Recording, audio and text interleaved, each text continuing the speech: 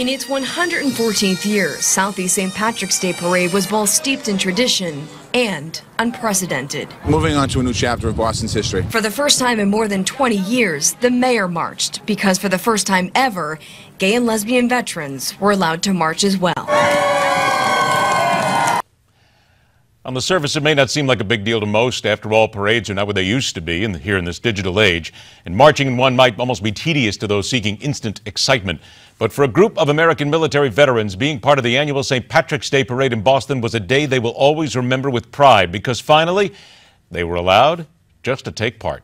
Our guest is founder and CEO of Outvets, honoring gay, lesbian, bisexual, and transgender veterans. He is also a retired member of the military who served his nation proudly in the Air Force, Bryan Bishop. Bryan, thanks so much for being here.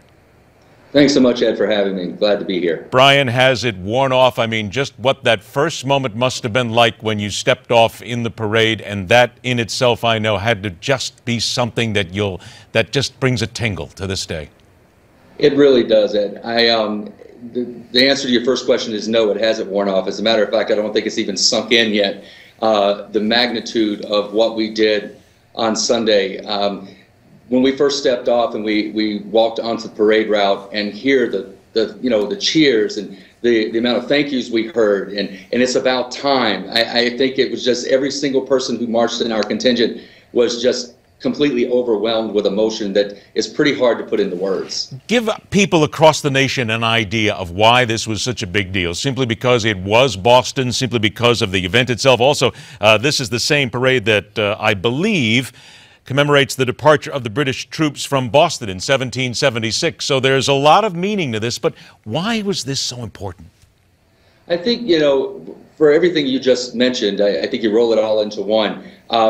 The St. Patrick's Day Parade in South Boston does, hold dual roles. We're talking about, celebrating St. Patrick. We're also talking about the evacuation of the British from Boston that pretty much, kicked off the Revolutionary War.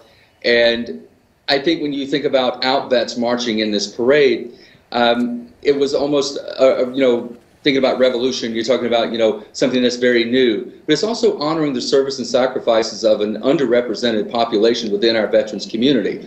Until 2011, LGBT veterans or LGBT service members were not even allowed to serve openly. They continuously served in fear. They continuously, served with honor and distinction, but still in the back of their minds, they were thinking that, at any given time, they could be discharged from service for something as personal as, who they loved or who they shared their lives with. So I think what we saw on Sunday was a vindication, if you will, a legitimacy of those thousands and thousands of men and women who served this country honorably. Most of them in the closet, and some of them even died for this country while still in the closet. So, we marched for those people on Sunday. We marched for the thousands who still serve on active duty, who now can serve openly. It just starts a great many conversations going forward that hopefully will actually bring even more equality to those members who are serving on active duty, and also reach out to those who haven't had the opportunity to have their stories told.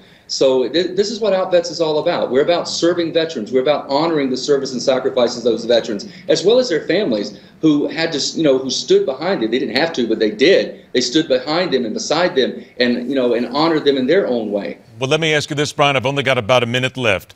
There are a lot of people who would prefer that the LGBT community stay in the closet. What are they afraid of? The unknown. I honestly believe that those things that we don't know about or we don't understand, we fear, and therefore we tend to shy away from it, and they don't want to acknowledge it, they don't want to see it. But the LGBT community, whether it's as a whole or the veterans of the LGBT community, we're just like everyone else.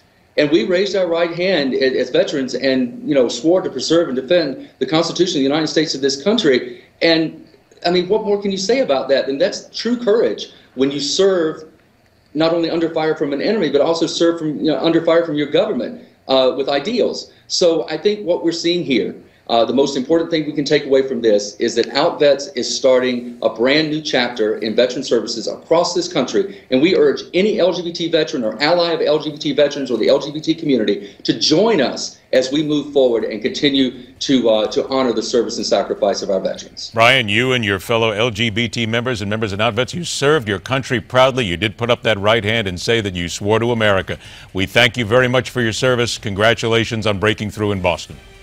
Thanks so much, Ed. My pleasure. Take care. All right, time to dig back into that wonderful black gold and deal with another fallout from the Iranian nuclear talks. Steve Beeman is next when we continue right here on MidPoint.